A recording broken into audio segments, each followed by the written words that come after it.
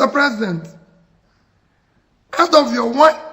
out of approximately 580 days you have been in office, it is reported that you have spent about 30% or around 180 days on more than 30 publicly recorded trips overseas.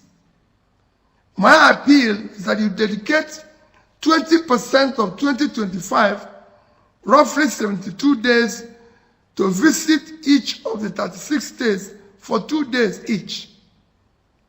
As a president, such visit will give you opportunity to better understand their economic and security situations across the country.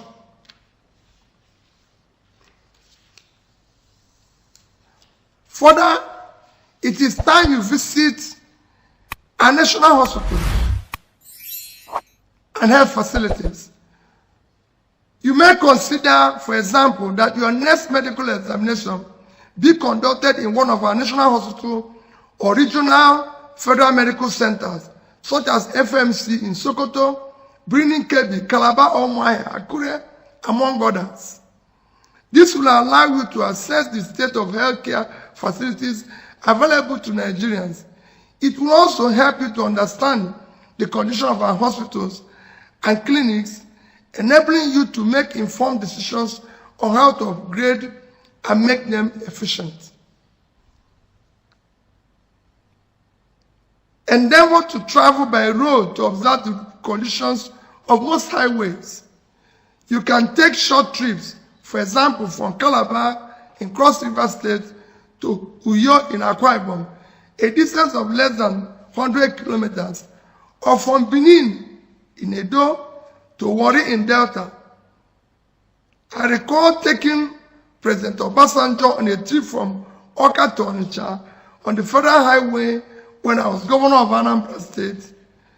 That journey prompted him to immediately approve reconstruction of parts of the road by Anambra State with subsequent reimbursement by the federal government.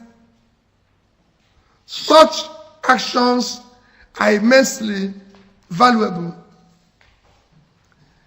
Make both impromptu and planned visits to our tertiary institutions where our children and future leaders are being trained. This is essential to familiarize yourself with the available infrastructure, facilities, and amenities.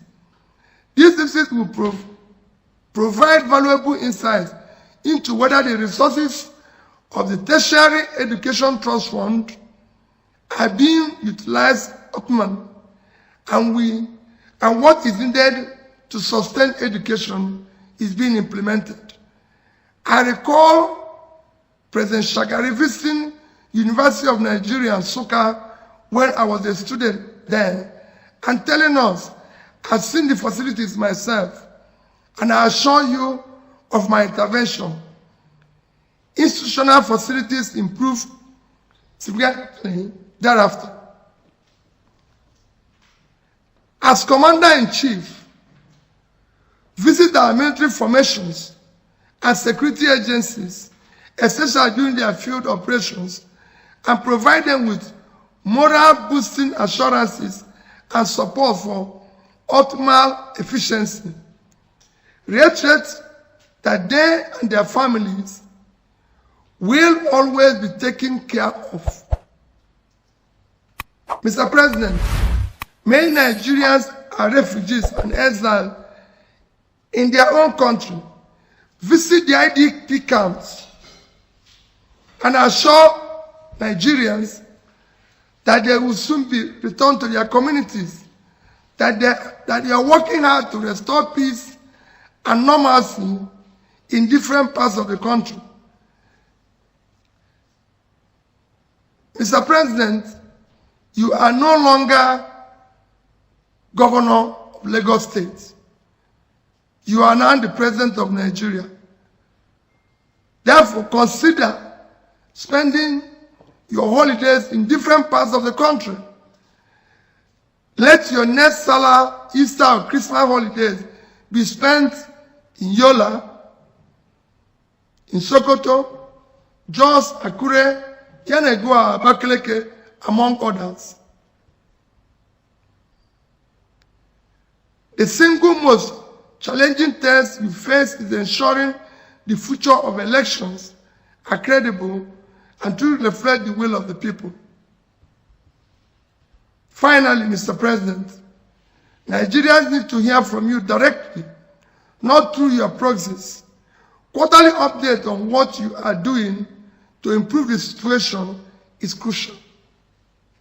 While we do not expect 100% result, we want to see 100% effort. It's something you can say, for example, we're reducing cost of governance. People need to see it. People need to feel it. I wait and see how the inflation will come down from 34 to 15%. Because the main driver of inflation, as you know, is food. And there is still rice coming down from 100 to about 50. Beans coming down, all coming down below the minimum wage. Then we can begin to say yes. So it is not something you say. It is what you do and what people feel.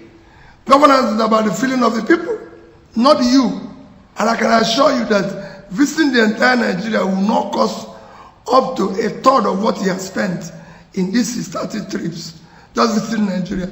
And it is critical that he goes to, as for blocking the road and everything, I would rather he blocks everywhere in my state and stay there for 2 days, because he will feel what we are feeling. So it's better he goes to Benue, go to Zamfara and block it, but he's there, so you can feel what the average person in Zamfara is feeling. It's as the president of a country, you must visit the place.